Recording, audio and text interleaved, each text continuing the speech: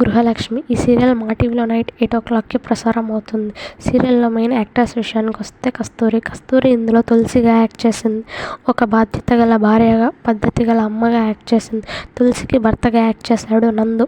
ఈయన ఒక modern software భర్త ఎలా ఉంటాడో అలాగా యాక్ట్ చేశాడు. స్టార్టింగ్లో తులసి, నందు చాలా ప్రేమగా అన్యోన్యంగా ఉండేవారు. కొన్ని రోజులకి వాళ్ళ మధ్యలో ఒక వ్యక్తి ఎంటర్ అవుతుంది. తనే లాస్య. తిన ఒరిజినల్ నేమ్ వచ్చేసి ప్రశాంతి. సీరియల్లో మాత్రం లాస్యగా ఒక విలన్గా యాక్ట్ చేసింది. ఇక స్టోరీ విషయానికి వస్తే తులసి, నందు పెద్దలు కుదిర్చినట్టుగా అరేంజ్ మ్యారేజ్ చేసుకుంటారు. ఒకరి గురించి ఒకరు తెలుసుకుంటారు, అర్థం చేసుకుంటారు. స్టార్టింగ్లో చాలా బాగా అండర్స్టాండింగ్గా ఉండేవారు. తులసి వాళ్ళ అత్త చాలా గయ్యాలి. తులసి అంటే అస్సలు పడేది కాదు. బట్ కట్నం కోసం తులసిని మ్యారేజ్ చేసుకుంది. ఇంకా నందు, తులసి బాగా అన్యోన్యంగా ఉండి పిల్లల్ని కానీ చాలా బెస్ట్ జోడీగానే ఉంటారు. బట్ కొన్ని రోజులకి నందు వాళ్ళ ఆఫీస్లో టెన్షన్స్ ఎక్కువై వాళ్ళ ఆఫీస్లో ఒక అమ్మాయితో ప్రేమలో పడతాడు. ఆ అమ్మాయికి ఆల్రెడీ మ్యారేజ్ అయిపోయి ఒక కొడుకు కూడా ఉంటాడు. కానీ తన భర్తతో తను డివోర్స్ తీసుకొని ఉంటుంది. అందుకు నందు, లాస్య వాళ్ళిద్దరూ బాగా క్లోజ్ అవుతారు. తులసికి వాళ్ళిద్దరు క్లోజ్ ఫ్రెండ్స్ అనేది తెలుసు. కొన్ని రోజులకి వాళ్ళిద్దరి మధ్య రిలేషన్ ఉందని తెలుస్తుంది. ఈ విషయం తెలిసాక తులసి నందుని చాలా దూరం పెడుతుంది. అప్పుడు నందు అడుగుతాడు, తులసి ఏమైంది, ఎందుకు ఇలా ఉన్నావు అని. అప్పుడు తులసి నిజం చెప్తుంది. అవును, ఇష్టపడ్డాను, అయితే ఏంటి ఇప్పుడు అంటాడు. దాంతో తులసి నందు మీద కోపాన్ని పెంచుకొని నాకు విడాకులు ఇప్పించండి అని చెప్తుంది. విడాకులు అయితే ఇవ్వను అంటాడు. ఇంకా నందు మీద ఆధారపడడం ఇష్టం లేక వేరే కంపెనీలో జాయిన్ అవుతుంది తులసి. ఇండిపెండెంట్గా బతుకుతుంది. అప్పుడే తనకు ఒక బాస్ పరిచయం అవుతాడు. తను చాలా బాగా తులసిని ఆదరించి తన టాలెంట్ ఎంకరేజ్ చేస్తాడు.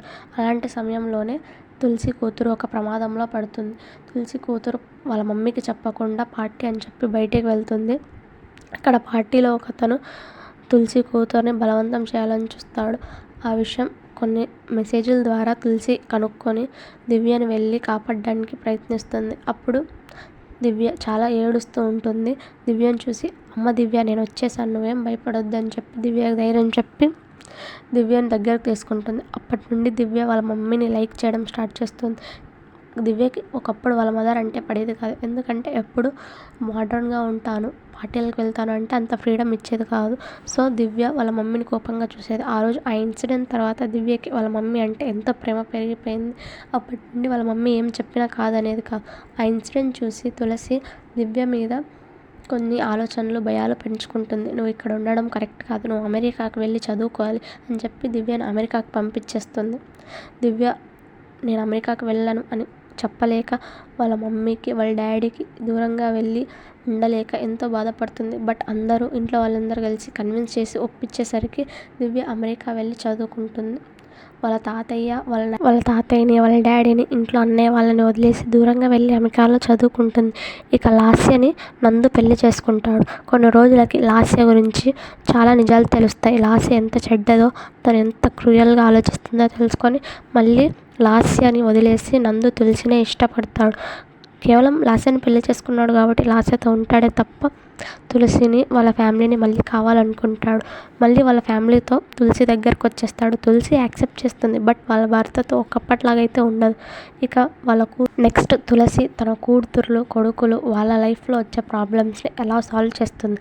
భార్యగా తను చక్కగా తన బాధ్యత నెరవేర్చినట్టే తన తల్లిగా తన కూతురు బాధ్యతల్ని ఎలా తీసుకొని నిర్వర్తిస్తుంది అన్నదే స్టోరీ. తన కూతురికి అయితే పెళ్ళవుతుంది. వాళ్ళ అత్తగారింట్లో ఎలా మెలగాలి ఏంటి అని అమెరికాలో పెరిగింది కాబట్టి తనకు అంతగా తెలియదు.